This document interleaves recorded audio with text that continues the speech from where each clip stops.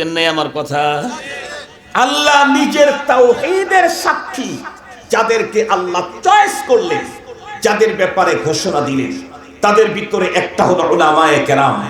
সেই আলেমদেরকে বাইপাস করে মাইনাস করে কার জান্নাতে যাবেন, কাকে আপন করবেন? রবকেই যদি আপন করতে চান, রব তার তাওহীদের ব্যাপারে উলামায়ে কেরামদেরকে সাক্ষী হিসাবে চয়েস করেছেন।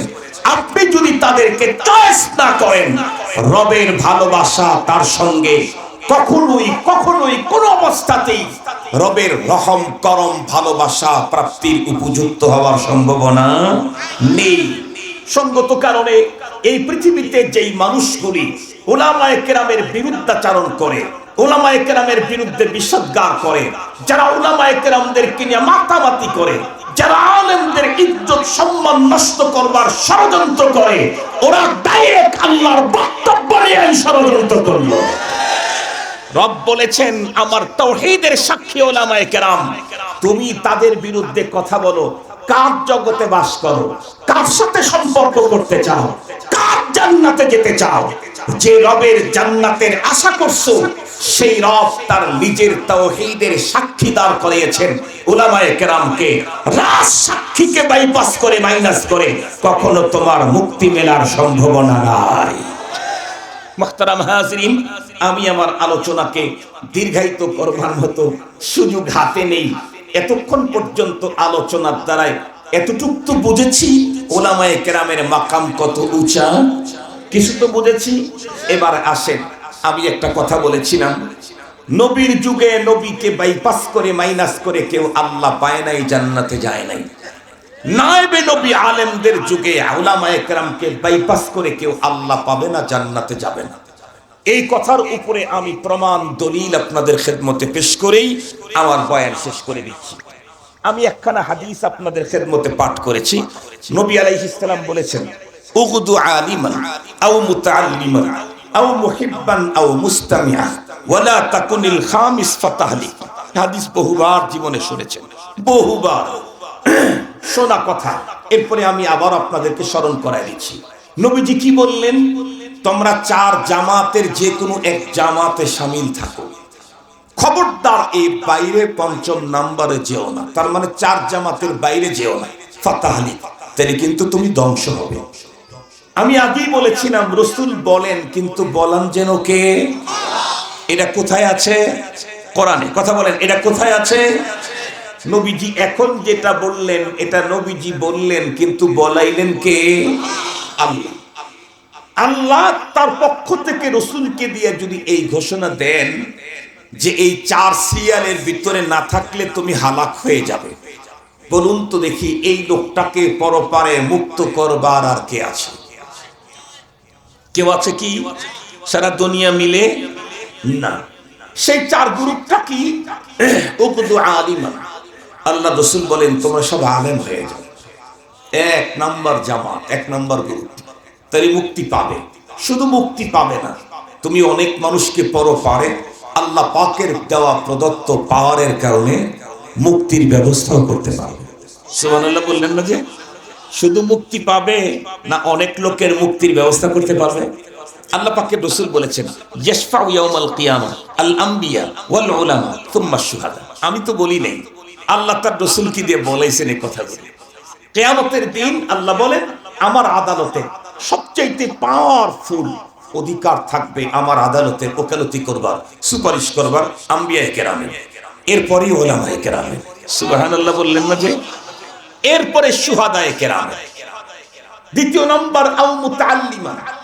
আলিম হতে পারো না, এর ছাত্র হও। জিজ্ঞেস করতে চাই, এই ছাত্র কার ছাত্র? বুয়েটের ছাত্র, চুয়েটের ছাত্র, ঢাকা ইউনিভার্সিটির ছাত্র, কাদের ছাত্র? আবার বলেন কাদের ছাত্র? তাহলে আগেরটা তো ডাইরেক্ট আলেম, পরেরটাও আলেম। পরেরটাও কি? আও মুতাআল্লিমান, ছাত্র হও কার? আলেমে। তিন নম্বর, তা যদি না হতে পারো তাহলে আও মুহিব্বান, তাহলে মুহাব্বতকারী হও। কাকে? নেতারে। কথা বলেন, নেতারে মুহাব্বতকারী হও। কাকে? এই হাদিসে কাকে মুহাব্বত করার কথা বলা হয়েছে? তাহলে এখানেও তৃতীয় নাম্বার যেটা, সেটাও আলেম ছাড়া হচ্ছে না। সেটাও কি ছাড়া হচ্ছে না? এটাও আও মুহিব্বান, আলেমকেই মহব্বতকারী হতে হবে। তাও যদি না হতে পারো, আও মুস্তামিআন, এই যে আপনারা আসছেন, বসে দাঁড়িয়ে উলামায়ে কেরামের জবানে কোরআনের কথা শুনতেছেন, এটা মুক্তিপ্রাপ্ত গ্রুপের 4 নাম্বার গ্রুপ। সুবহানাল্লাহ বললেন না যে? আমি বলছি নাকি? আল্লাহ বলাইছেন তার রাসূলকে দিয়ে, বলেছেন রাসূলুল্লাহ। এই যে উলামায়ে কেরামের কথা শ্রবণকারী হয়েছেন, আল্লাহ পাকের রাসূল বলেন এটা মুক্তপ্রাপ্তদের 4 নম্বরের জামাত। আপনারা দাঁড়িয়ে ওয়াজ শুনতেছেন, বসে ওয়াজ শুনতেছেন, উলামায়ে কেরামের কথা শ্রবণকারী হও। কার কথা? মন্ত্রী মিনিস্টারের? কার? তাহলে বলেন তো দেখি, তুমি আলিম হও, না হয় আলেমের ছাত্র হও, না হয় আলেমকে মহব্বতকারী হও, না হয় আলেমের কথা শ্রবণকারী হও। তার মানে 4 গ্রুপের কোনোটাই আলেম বাদ দিয়ে নাই। 4 গ্রুপের কোনোটাই কি বাদ দিয়ে নাই? তার মানেই হলো ওয়ালা তাকুল খামিস, এর পরের কোন গ্রুপে তুমি ঢুকো না। তার মানে এমন কোন জামাতে যেও না যেই জামাতে আলেম নাই, তাইলে কিন্তু তোমার হালাক, তাইলে তোমার ধ্বংস নিশ্চিত, তাইলে তোমার ধ্বংস অনিবার্য। মুহতারাম হাজিরিন, এ কারণেই আমি শর্ট করে বলেছিলাম, নবীজির যুগে নবীজিকে বাদ দিয়ে কোন মানুষ যেমন আল্লাহকে পায় নাই, জান্নাতে যায় নাই, নবীজির অবর্তমানে নায়েবে নবীদেরকে বাইপাস করে, মাইনাস করে কোন মানুষ আল্লাহ পেতে পারে না, জান্নাতে যেতে পারে না। আল্লাহ জিবরাইল আমিন আবার চলে আসলেন, এসে নবীজিকে বললেন, ওগো নবীজি চলেন। কি? ওই যে রাত্রে আপনাকে যে খোদাই বিধান পেলেন, আপনাকে যে দেওয়া হয়েছে 5 ওয়াক্ত নামাজ, এটা কেমনে পড়বেন, আদায় করবেন, তার প্র্যাকটিক্যাল প্রশিক্ষণ দেওয়ার জন্য রব আমাকে পাঠিয়েছেন। জিবরাইল আমিন আমাদের পয়গম্বরকে সাথে করে 2 দিন 10 ওয়াক্ত নামাজ পড়লেন। জিবরাইল ইমাম, আমাদের নবীজি মুক্তাদি মুসল্লি। 10 ওয়াক্ত নামাজ পড়ালেন জিবরাইল আমিন। প্রথম দিন যেই টাইমে পড়াইছেন জোহর, পরের দিন তার অনেক পরের টাইমে পড়ালেন। প্রথম দিন যেই টাইমে আসর পড়াইছেন, পরের দিন তার অনেক দেরিতে পড়াইছেন। এইভাবে 5 ওয়াক্ত নামাজ 2 দিনে 10 ওয়াক্ত পড়ানোর পরে নবীজিকে ডেকে বললেন, মা বাইনা হাদাইনিল ওয়াক্তাইন ওয়াক্তুন লাকা ওয়া লি উম্মতিক। ওগো আল্লাহর হাবিব, আমি আর এখন কোনোদিন নামাজ পড়ানোর জন্য আসবে না, কারণ জিম্মাদারিটা তো আপনার। আপনাকে লাকাদ কানা লাকুম ফি রাসূলিল্লাহি উসওয়াতুন হাসানাহ, আপনাকে পৃথিবীর সমস্ত মানুষের জন্য উত্তম আদর্শ করে পাঠানো হয়েছে। কোরআন আপনার উপরে নাজিল করা হয়েছে লিতুবাইয়িনা লিন-নাসি মা নুজিলা ইলাইহিম। কোরআনে যেই কথাটা নরমালি নাজিল করেছে, এটি খুলে খুলে মানুষ এটা আমল করতে পারে সহজের সাথে, সেইভাবে বয়ান করা আপনার জিম্মাদারি দেওয়া হয়েছে। এবং সেই জিম্মাদারি পালনের জন্য আল্লাহ পাক নিজে জিম্মাদারি নিয়েছেন। লা তুহাররিক বিহি লিসানাকা লিতা'জালা বিহি ইন্না আলাইনা জামআহু ওয়া কুরআনাহু সুম্মা ইন্না আলাইনা বায়ানা। ওগুলি বলতে গেলে অনেক টাইম লাগবে, তো আমি মুখতাসার করে বলতেছি। তো নবী আলাইহিস সালাম পরবর্তীতে উম্মতদেরকে নামাজ শিখাইলেন এবং বলে গেলেন, সাল্লু কামা রাআইতুমুনি উসাল্লি। আমাকে যেভাবে নামাজ পড়তে দেখেছো তোমরা পুরুষেরা, সেভাবে নামাজ পড়ো। সাল্লু, তোমরা পুরুষেরা পড়ো, কামা রাআইতুমুনি উসাল্লি, যেমন আমাকে পড়তে দেখেছো।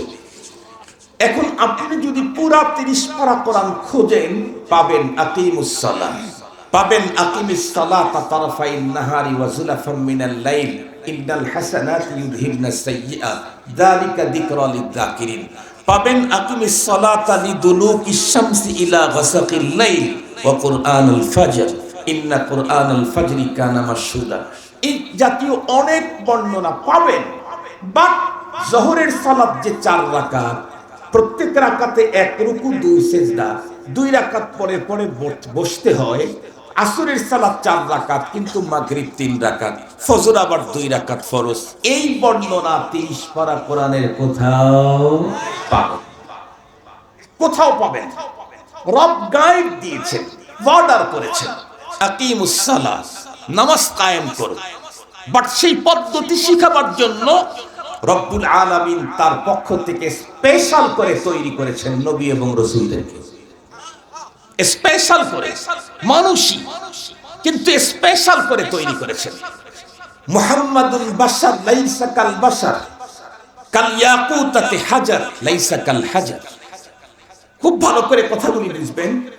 তাহলে এই পৃথিবীর কোনো একজন মানুষ আল্লাহ পাকের পক্ষ থেকে নাজিল করা গাইড যথাযথ পালন করতে চাইলে তার পক্ষ থেকে প্রেরিত প্রশিক্ষক ছাড়া এ কোরআনের উপরে জীবন গড়া পৃথিবীর কোন মানুষের পক্ষে সম্ভব নয়। গভীরভাবে লক্ষ্য করেন, একটা আসমানি কিতাব এমন আসে নাই যে কিতাব পাঠানো হয়েছে শুধু প্রশিক্ষক নাই, একটাও আসে নাই। কেন? কারণ আসমানি কিতাব প্রশিক্ষক ছাড়া পৃথিবীর মানুষ মানার কোনো যোগ্যতাই রাখে না। তবে লক্ষাধিক পয়গম্বর প্রশিক্ষক এমন এসেছেন যাদেরকে স্পেশাল করে নতুন কোনো কিতাব দেওয়া হয় না। এরকম প্রশিক্ষক 1 লাখের অধিক এসেছেন। তার মানে রব্বে করিমের পক্ষ থেকে প্রশিক্ষক যেটা, এই প্রশিক্ষক যদি থাকে পূর্বের কিতাব দিয়েও মানুষ আল্লাহ পাওয়া জান্নাতে যাওয়ার পথ খুঁজে বের করতে পারবে। তাহলে কি লাগবে কথা বলেন? দুইটাই লাগবে। একটা হলো রবের পক্ষ থেকে গাইড লাগবে, আর একটা হলো সেই গাইডের প্র্যাকটিক্যাল প্রশিক্ষক লাগবে। এখন আমি আপনাদেরকে জিজ্ঞাসা করতে চাই, আজকের এই পৃথিবীতে কি কোরআনের প্রশিক্ষক আছেন? এখন নেই। কোরআন যার উপরে নাজিল করা হয়েছিল উনি এফসেন দুনিয়া থেকে 1450 বছর আগে। আজ পর্যন্ত মানুষ কোরআনের মাধ্যমে আল্লাহ পাওয়া জান্নাতে যাওয়ার পথ খুঁজে পাচ্ছে। কেমনে? কারণ হলো রাসূল করিম সাল্লাল্লাহু আলাইহি ওয়াসাল্লাম পৃথিবী ছাড়ার আগেই তার এই জিম্মাদারি তার অবর্তমানে কে পালন করবে এটার ঘোষণা দিয়ে গেছেন। নবীজি বলেন, আল উলামা ওয়ারাসাতুল আম্বিয়া, উলামায়ে কেরাম সমস্ত নবীগণের ওয়ারিস। আর উলামায়ে কেরাম লাম ওয়া ইন্নাল আম্বিয়া লাম ইউয়ারিসু দিনারান ওয়ালা দিরহাম, পৃথিবীর কোন নবী রাসূলগণ অর্থ সম্পদ রেখে যান নাই যে সেই সম্পদের বিরাসত উলামায়ে কেরাম পাবে।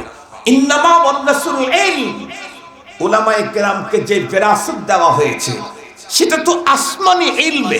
সুবহানাল্লাহ বলবেন না যে? কথা বলেন, কোন ইলম? আসমানি ওয়াহির ইলম।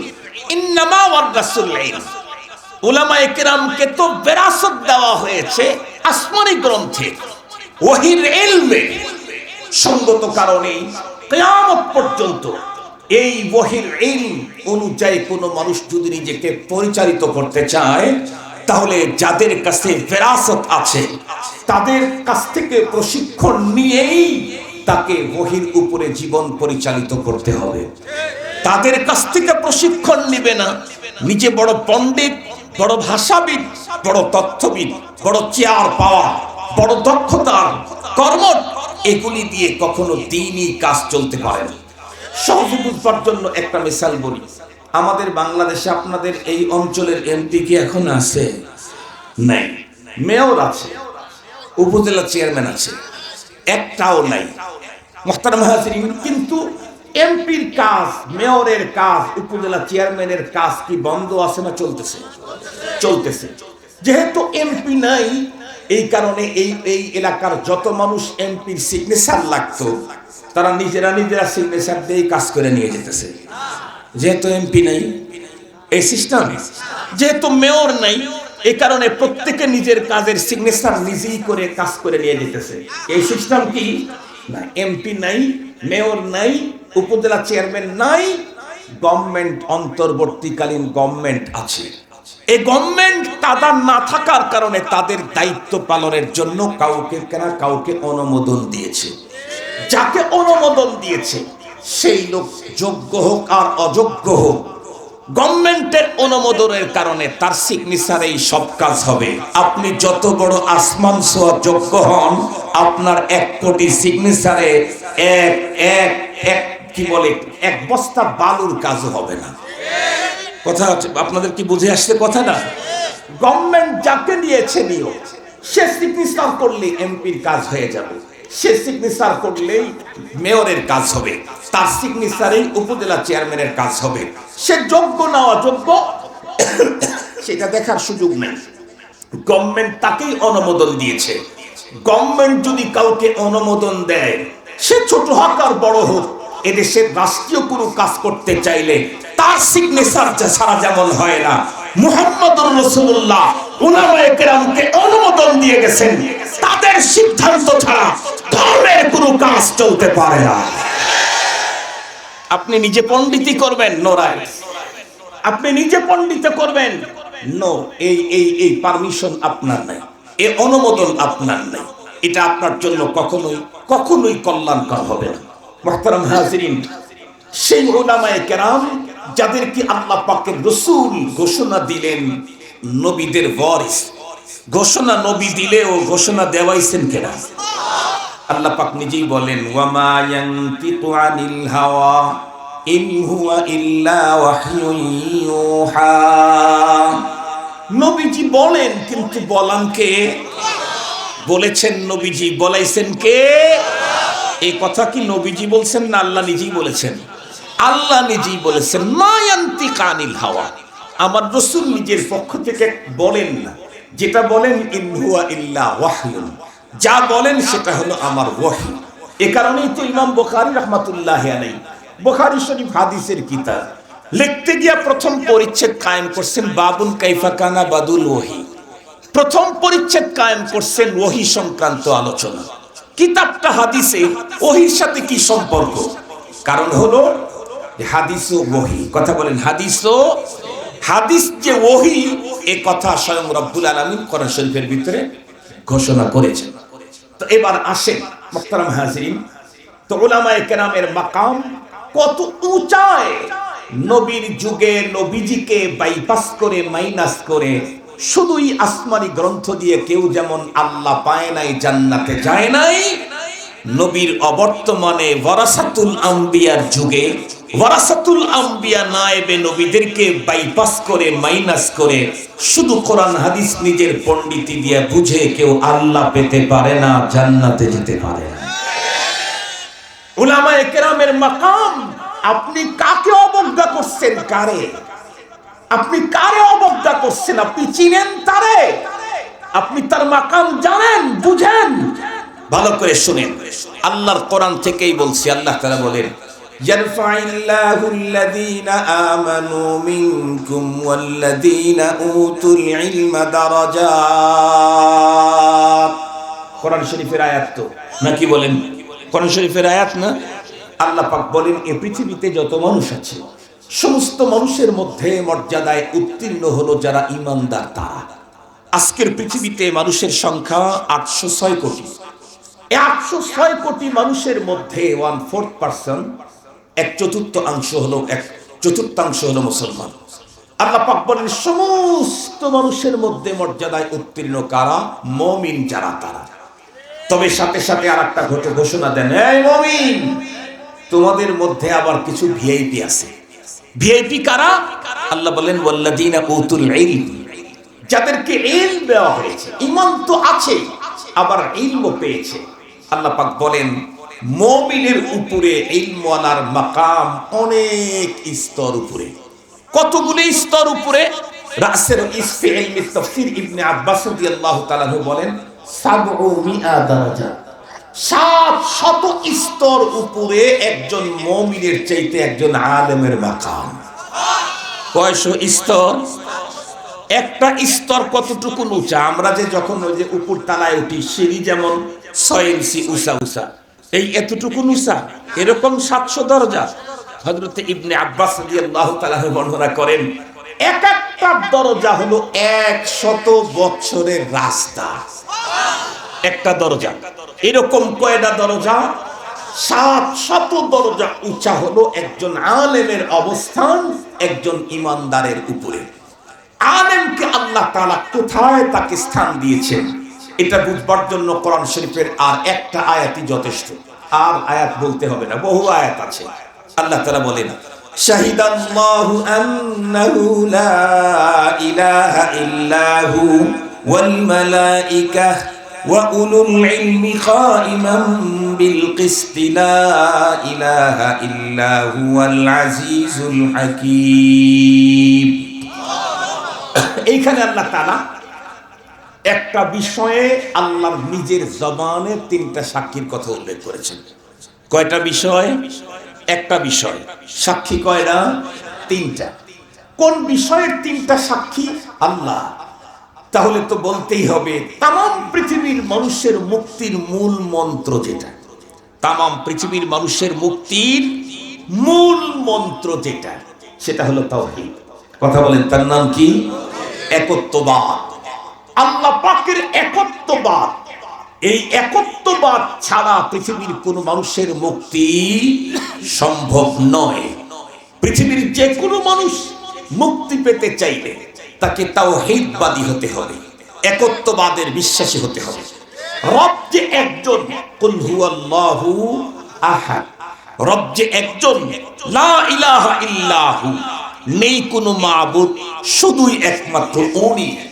এই কথার সাক্ষী আল্লাহ কোরআনে হাকিমে তিনটার কথা বর্ণনা করেছেন। রব্বুল আলামিনের তাওহীদের সাক্ষী, তার মধ্যে নাম্বার 1 শাহিদ আল্লাহ, আল্লাহ নিজেই তার ওয়াহদানিয়তের সাক্ষী।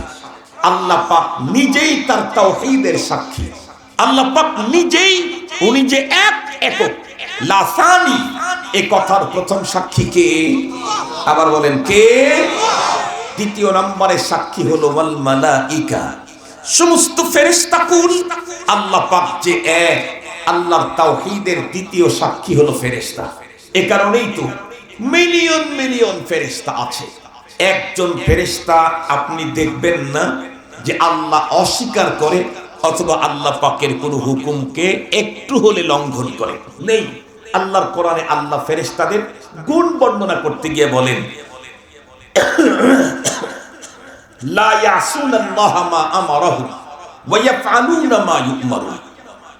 ফেরেশতা হলো রব যা বলেন তাই তারা করে। ভয়ঙ্কর কোন শাস্তি দানে যদি কাউকে অর্ডার করেন তাহলে সেই জায়গায় তারা অ্যাক্টিভ। আলাইহা মালাইকাতুন গিলাদুন শিদাদুন লা ইয়াসুনাল্লাহা মা আমারাহুম ওয়া ইয়াফআলুনা মা ইউমারুন। কাউকে যদি অস্বাভাবিক দয়া করার জন্য বলেন সেখানেও মিয়া মিয়া অ্যাক্টিভ। মুহতারাম হাজিরিন, তো আল্লাহ পাকের তাওহীদের সাক্ষী 1 নাম্বার আল্লাহ, 2 নাম্বার ফেরেশতাকুল, 3 নাম্বার ওয়া উলুল ইলমি। আল্লাহু আকবার বলবেন কি? আল্লাহর একত্ববাদের সাক্ষী আল্লাহ নিজে বর্ণনা করলেন 3 জন। একজন আল্লাহ, দ্বিতীয় নাম্বার ফেরেশতাকুল, 3 নাম্বার উলামায়ে কেরাম। এখন আপনারা বলেন, আল্লাহ যাদেরকে নিজের তাওহীদের সাক্ষী হওয়ার ঘোষণা দিলেন তাদেরকে বাদ দিয়ে ওই আল্লাহর সাথে সম্পর্ক করবার রাস্তা আর কোথায়? জন্য আমার কথা, আল্লাহ নিজের তাওহীদের সাক্ষী যাদেরকে আল্লাহ চয়েস করলেন, যাদের ব্যাপারে ঘোষণা দিলেন, তাদের ভিতরে একটা হলো উলামায়ে কেরাম। সেই আলেমদেরকে বাইপাস করে, মাইনাস করে কার জান্নাতে যাবেন, কাকে আপন করবেন? রবকেই যদি আপন করতে চান, রব তার তাওহীদের ব্যাপারে উলামায়ে কেরামদেরকে সাক্ষী হিসাবে চয়েস করেছেন। আপনি যদি তাদেরকে চয়েস না করেন, রবের ভালোবাসা তার সঙ্গে কখনোই কখনোই কোন অবস্থাতেই রবের রহম করম ভালোবাসা প্রাপ্তির উপযুক্ত হওয়ার সম্ভাবনা নেই। সঙ্গত কারণে এই পৃথিবীতে যেই মানুষগুলি উলামায়ে কেরামের বিরুদ্ধাচারণ করে, উলামায়ে কেরামের বিরুদ্ধে বিষোদ্গার করে, যারা উলামায়ে কেরামদেরকে নিয়ে মাতামাতি করে, যারা আলেমদের ইজ্জত সম্মান নষ্ট করবার ষড়যন্ত্র করে, ওরা ডাইরেক্ট আল্লাহর বক্তব্য নিয়ে ষড়যন্ত্র করলো।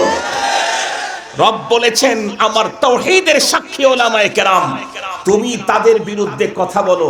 কার জগতে বাস করো, কার সাথে সম্পর্ক করতে চাও, কার জান্নাতে যেতে চাও? যে রবের জান্নাতের আশা করছো, সেই রব তার নিজের তাওহীদের সাক্ষী দাঁড় করিয়েছেন উলামায়ে কেরামকে। রাজ সাক্ষীকে বাইপাস করে, মাইনাস করে কখনো তোমার মুক্তি মেলার সম্ভাবনা নাই। মুহতারাম হাজিরিন, আমি আমার আলোচনাকে দীর্ঘায়িত করবার মতো সুযোগ হাতে নেই। এতক্ষণ পর্যন্ত আলোচনার দ্বারাই এতটুকু তো বুঝেছি উলামায়ে কেরামের মাকাম কত উঁচা, কিছু তো বুঝেছি। এবার আসেন, আমি একটা কথা বলেছিলাম, নবীর যুগে নবীকে বাইপাস করে, মাইনাস করে কেউ আল্লাহ পায় নাই, জান্নাতে যায় নাই। নায়েবে নবী আলেমদের যুগে উলামায়ে কেরামকে বাইপাস করে কেউ আল্লাহ পাবে না, জান্নাতে যাবে না। এই কথার উপরে আমি প্রমাণ দলিল আপনাদের খেদমতে পেশ করেই আমার বয়ান শেষ করে দিচ্ছি। আমি একখানা হাদিস আপনাদের খেদমতে পাঠ করেছি। নবী আলাইহিস সালাম বলেছেন, উগদু আলিমান আও মুতাআল্লিমান আও মুহিব্বান আও মুস্তামিআ ওয়ালা তাকুনিল খামিস ফাতাহলিক। হাদিস বহুবার জীবনে শুনেছেন, বহুবার শোনা কথা। এরপরে আমি আবার আপনাদেরকে স্মরণ করাই দিচ্ছি। নবীজি কি বললেন? তোমরা 4 জামাতের যে কোনো এক জামাতে শামিল থাকো, খবরদার এই বাইরে 5ম নাম্বারে যেও না। তার মানে 4 জামাতের বাইরে যেও না, ফাতাহলি, তাহলে কিন্তু তুমি ধ্বংস হবে। আমি আগেই বলেছিলাম রাসূল বলেন, কিন্তু বলেন যেন কে? এটা কোথায় আছে? কোরআনে। কথা বলেন, এটা কোথায় আছে? নবীজি এখন যেটা বললেন এটা নবীজি বললেন, কিন্তু বলাইলেন কে? আল্লাহ। আল্লাহ তার পক্ষ থেকে রাসূলকে দিয়ে যদি এই ঘোষণা দেন যে এই 4 সিরিয়ালের ভিতরে না থাকলে তুমি হালাক হয়ে যাবে, বলুন তো দেখি এই লোকটাকে পরপারে মুক্ত করবার আর কে আছে? কেউ আছে কি সারা দুনিয়া মিলে? না। সেই 4 গ্রুপটা কি? উকদু আলিমান। আল্লাহ রাসূল বলেন তোমরা সব আলেম হয়ে যাও। 1 নাম্বার জামাত, 1 নাম্বার গ্রুপ, তাই মুক্তি পাবে। শুধু মুক্তি পাবে না, তুমি অনেক মানুষকে পরপারে আল্লাহ পাকের দেওয়া প্রদত্ত পাওয়ারের কারণে মুক্তির ব্যবস্থাও করতে পারবে। সুবহানাল্লাহ বললেন না যে শুধু মুক্তি পাবে না, অনেক লোকের মুক্তির ব্যবস্থা করতে পারবে। আল্লাহ পাকের রাসূল বলেছেন, ইয়াশফাউ ইয়াউমাল কিয়ামাহ আল আম্বিয়া ওয়াল উলামা সুম্মা শুহাদা। আমি তো বলি নাই, আল্লাহ তার রাসূলকে দিয়ে বলেছেন এই কথাগুলো। কিয়ামতের দিন আল্লাহ বলেন আমার আদালতে সবচাইতে পাওয়ারফুল অধিকার থাকবে আমার আদালতে ওকালতি করবার, সুপারিশ করবার আম্বিয়ায়ে কেরামের, এরপরে উলামায়ে কেরামের। সুবহানাল্লাহ বললেন না যে? এরপরে শুহাদায়ে কেরামের। 2 নম্বর আও মুতাআল্লিমান। আলিম হতে পারো না, এর ছাত্র হও। জিজ্ঞেস করতে চাই এই ছাত্র কার ছাত্র? বুয়েটের ছাত্র, চুয়েটের ছাত্র, ঢাকা ইউনিভার্সিটির ছাত্র, কাদের ছাত্র? আবার বলেন কাদের ছাত্র? তাহলে আগেরটা তো ডাইরেক্ট আলেম, পরেরটাও আলেম। পরেরটাও কি? আও মুতাআল্লিমান, ছাত্র হও কার? আলেমে। 3 নম্বর, তা যদি না হতে পারো তাহলে আও মুহিব্বান, তাহলে মুহাব্বতকারী হও। কাকে? নেতারে। কথা বলেন, নেতারে মুহাব্বতকারী হও। কাকে? এই হাদিসে কাকে মুহাব্বত করার কথা বলা হয়েছে? তাহলে এখানেও 3য় নাম্বার যেটা, সেটাও আলেম ছাড়া হচ্ছে না। সেটাও কি ছাড়া হচ্ছে না? এটাও আও মুহিব্বান, আলেমকেই মুহাব্বতকারী হতে হবে। তাও যদি না হতে পারো আও মুস্তামিআন, এই যে আপনারা আসছেন বসে দাঁড়িয়ে উলামায়ে কেরামের জবানে কোরআনের কথা শুনতেছেন, এটা মুক্তিপ্রাপ্ত গ্রুপের 4 নাম্বার গ্রুপ। সুবহানাল্লাহ বললেন না যে? আমি বলছি নাকি? আল্লাহ বলাইছেন তার রাসূলকে দিয়ে, বলেছেন রাসূলুল্লাহ। এই যে উলামায়ে কেরামের কথা শ্রবণকারী হয়েছেন, আল্লাহ পাকের রাসূল বলেন এটা মুক্তপ্রাপ্তদের 4 নম্বরের জামাত। আপনারা দাঁড়িয়ে ওয়াজ শুনতেছেন, বসে ওয়াজ শুনতেছেন উলামায়ে কেরামের কথা। শ্রবণকারী হও কার কথা?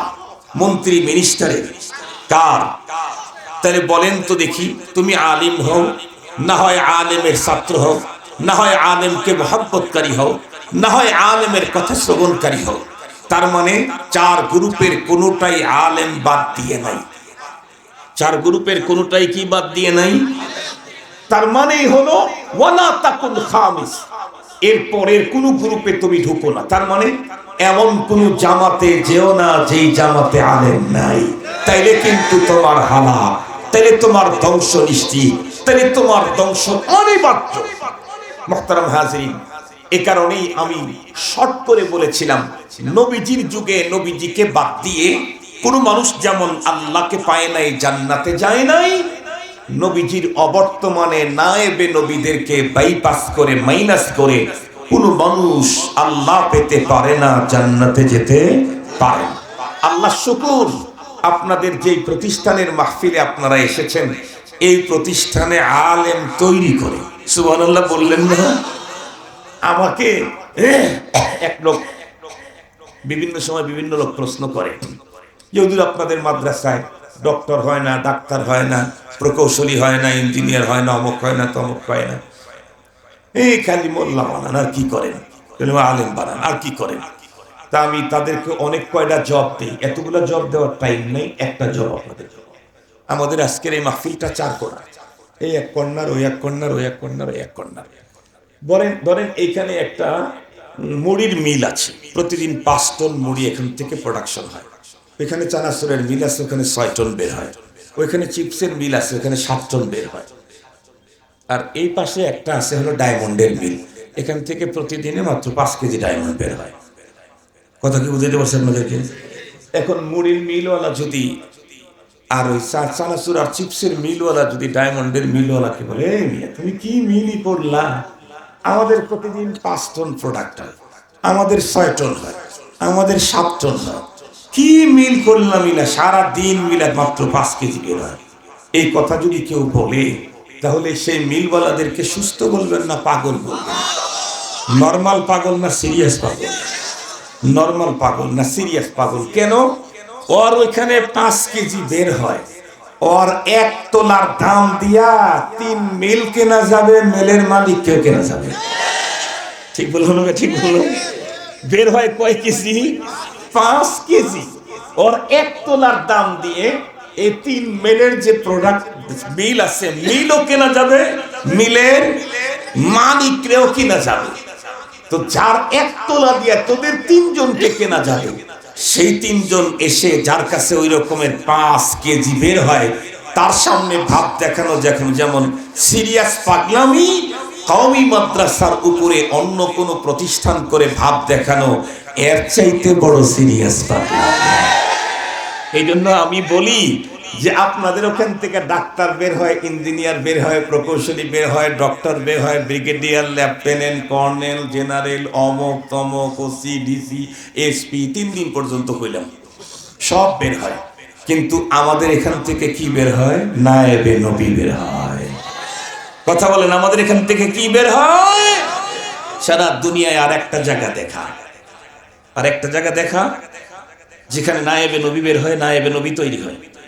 আল্লাহ তাআলা আমাদের সকলকে আলোচিত কথা বুঝবার তৌফিক দান করুক। ওয়া আখিরু দাওয়ানা আলহামদুলিল্লাহি রাব্বিল আলামিন। আসসালামু আলাইকুম।